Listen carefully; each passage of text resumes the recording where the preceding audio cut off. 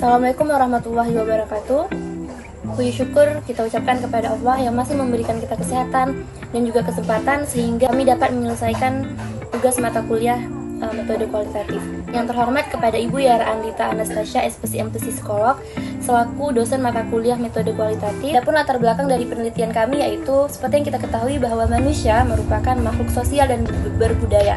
Artinya manusia tidak bisa hidup sendiri. Salah satu yang terpenting dalam kehidupan manusia merupakan komunikasi dan interaksi sosial. Dalam kesehari-hari, tidak mungkin kita tidak melakukan interaksi dengan sesama kita ataupun komunikasi dengan orang-orang yang ada di sekitar kita. Nah, menurut Bonner, interaksi sosial merupakan hubungan timbal balik atau hubungan yang saling mempengaruhi antara satu orang dengan orang yang lainnya. Nah, namun ternyata ada beberapa penghambat menyebabkan interaksi sosial ini tidak bisa terjadi.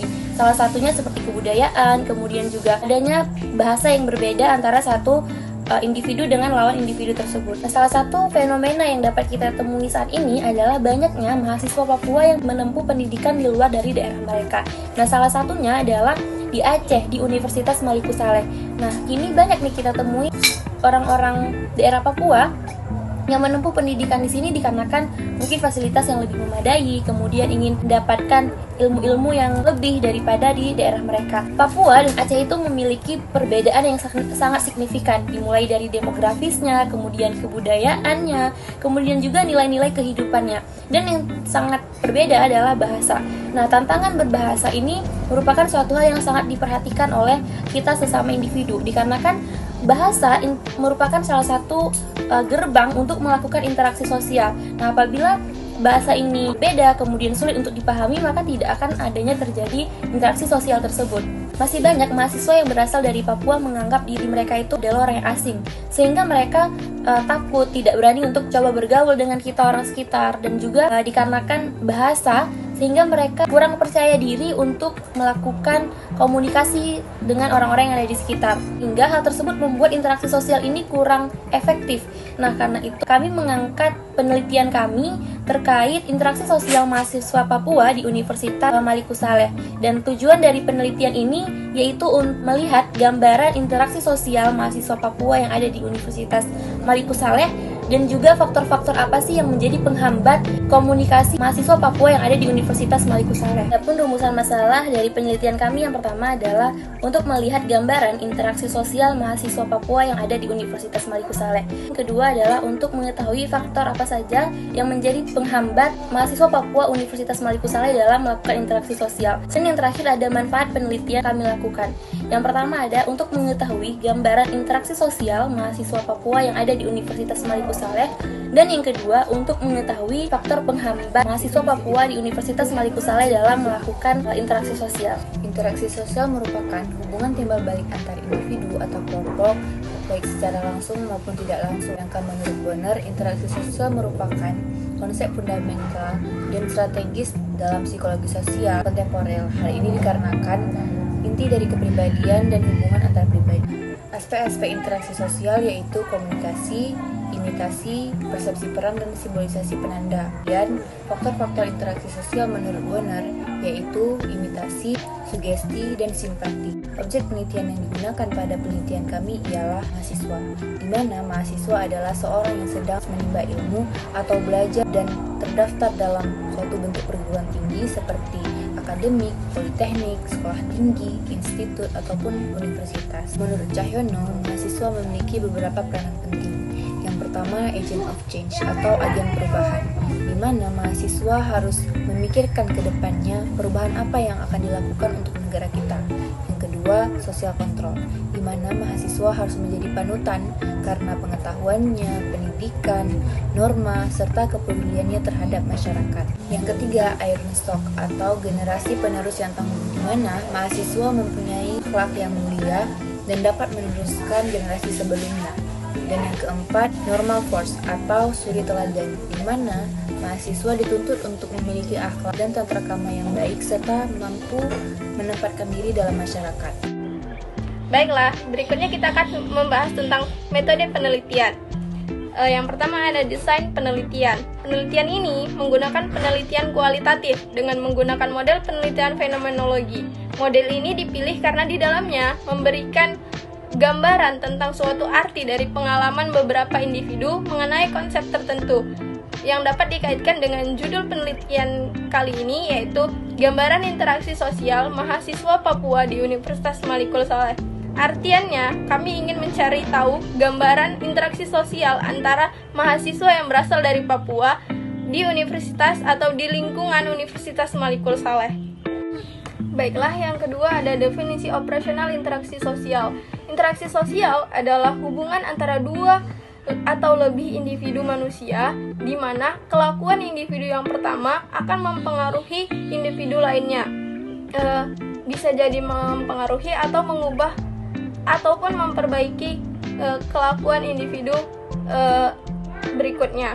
Contohnya, mahasiswa Papua yang sedang berada di Universitas Malikul Saleh saat ini, yang tepatnya pada mahasiswa baru tahun angkatan 2022 yang sedang mengenyam pendidikan di jenjang semester 2, saat ini terindikasi sedang mengalami kesulitan dalam berinteraksi sosial, di mana ada perbedaan antara individu dari Papua dan individu dari asal itu sendiri. Dari adanya perbedaan itu tadi, maka terdapatlah mempengaruhi antara satu dan lainnya, sehingga mahasiswa yang berasal dari Papua akan mengikuti atau akan memperbaiki interaksi sosialnya untuk berada atau untuk beradaptasi kepada lingkungan sekitarnya. Berikutnya ada subjek penelitian. Subjek penelitian kami, subjek pertamanya ada 3 mahasiswa yang berasal dari Papua yang kemudian berkuliah di Universitas Malikul Saleh dari angkatan 2022 yang sekarang sedang mengenyam pendidikan jenjang semester 2. Ada juga subjek tambahan, yaitu subjek pendukung dari salah satu rekan kelas mahasiswa yang berasal dari Papua sebagai subjek pendukung untuk mengetahui bagaimana interaksi sosial yang ada pada mereka saat di dalam kelas atau saat ada di lingkungan mereka. Berikutnya ada lokasi penelitian. Penelitian ini dilakukan di Universitas Malikul Saleh yang bertempatan di Lok Sumawe, Aceh Utara. Universitas Malikul Saleh sendiri didirikan pada tahun 1969 dengan rektor yang sedang menjabat saat ini, yaitu Bapak Prof. Dr. IRH Herman Fitra, STMTI PM Asian Eng. Universitas Malikul Saleh sendiri terdiri dari 5 tempat. Ada di kampus utama yaitu Relet, Bukit Indah, Lancanggaram, Cunda, dan Sigli. Baik, selanjutnya ada teknik pengumpulan data. Dalam penelitian kali ini, kami menggunakan teknik pengumpulan data dengan cara wawancara. Menurut Stewart 2006, wawancara merupakan proses komunikasi interaksional antara dua pihak. Setidaknya salah satu dari mereka memiliki tujuan yang telah ditentukan sebelumnya dan serius, yang melibatkan bertanya dan menjawab pertanyaan. Nah, teknik wawancara yang kami gunakan dalam penelitian kali ini adalah wawancara semi terstruktur. Wawancara semi terstruktur ini memiliki beberapa ciri-ciri, yaitu pertama, pertanyaannya terbuka, namun pertanyaan tersebut memiliki batasan tema dan alur pembicaraan. Ketepatan wawancaranya dapat diprediksi, bersifat fleksibel tapi terkontrol, memiliki pedoman wawancara yang dijadikan patokan dalam alur, urutan, dan penggunaan kata, dan memiliki tujuan wawancara. Adapun yang diwawancarai dalam penelitian kami adalah mahasiswa baru asal Papua angkatan 2022 yang sedang menjalani perkuliahan di Universitas Malikul Saleh pada semester 2. Kemudian selanjutnya ada teknik analisis data. Nah, pada penelitian kali ini kami menggunakan teknik analisis model teknik analisis data interpretatif phenomenological analysis atau biasa disingkat IPA.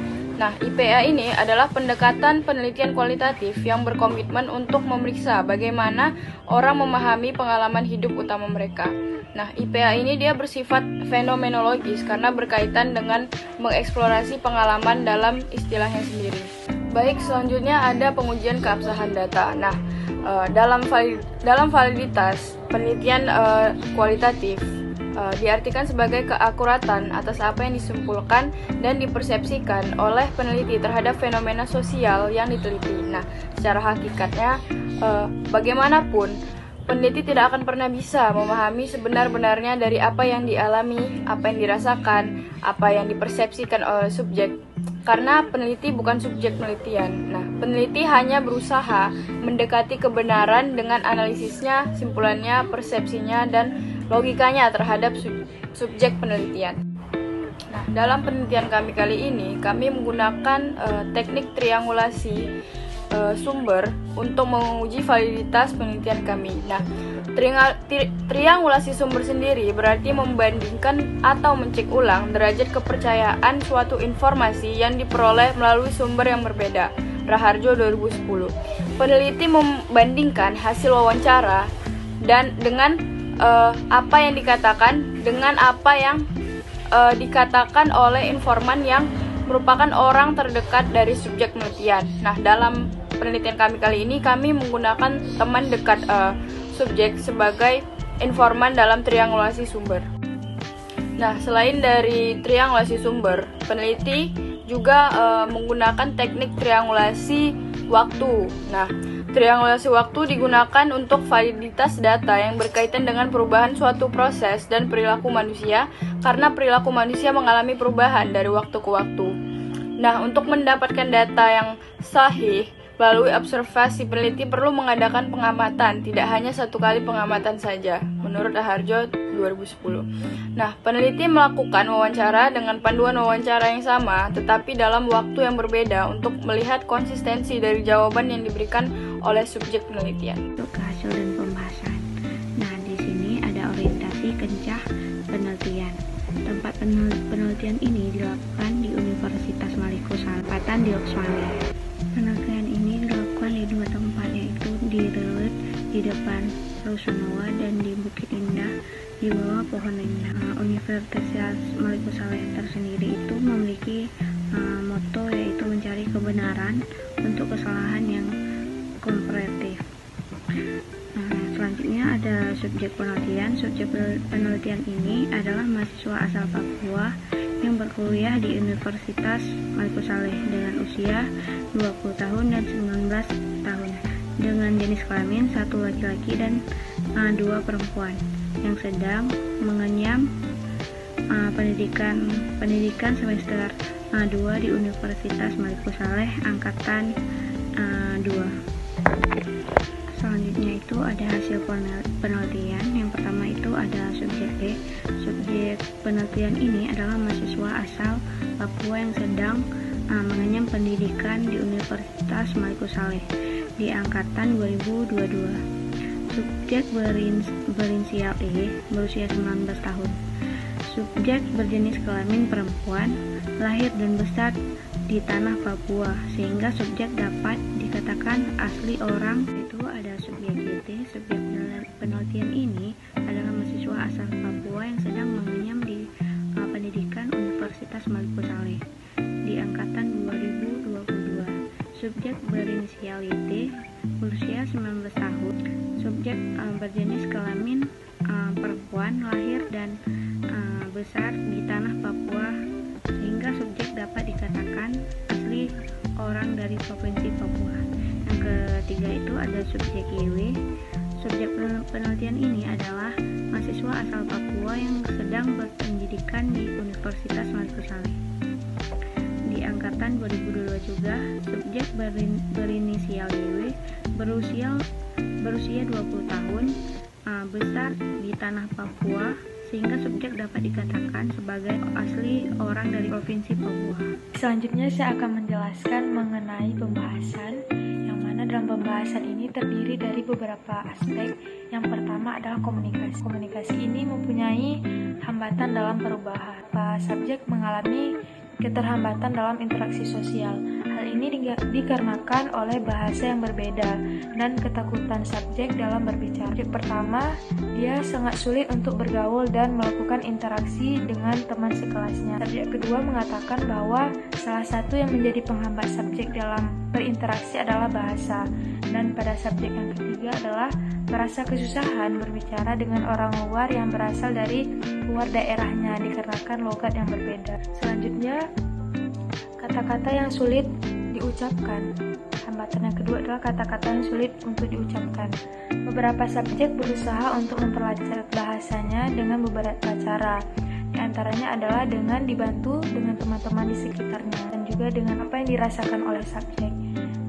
Subjek mengatakan bahwa untuk memperlancar interaksinya, ia meminta bantuan dan sering berbicara dengan temannya. Kemudian kepercayaan diri. Dari beberapa subjek yang diwawancarai, terlihat bahwa beberapa subjek memiliki kepercayaan diri yang kurang ketika berinteraksi dengan lawan bicaranya. Hal ini dikarenakan ada beberapa alasan yang membuat mereka tidak percaya diri, di antaranya adalah perbedaan logat, takut salah dalam berbicara, dan alasan lainnya. Penyesuaian diri dengan lingkungan. Beberapa subjek yang diwawancarai mengatakan bahwa salah satu cara mereka dalam memperlancar bahasa dan beradaptasi dengan lingkungan yaitu dengan cara menyesuaikan diri dengan lingkungan tempat yang mereka tempuh pendidikan saat ini. Cara mereka untuk menyesuaikan diri dengan lingkungannya adalah dengan mengikuti norma atau aturan-aturan yang berlaku di lingkungan di sekitar mereka sekarang, seperti memakai pakaian yang sopan, tertutup, dan lain sebagainya.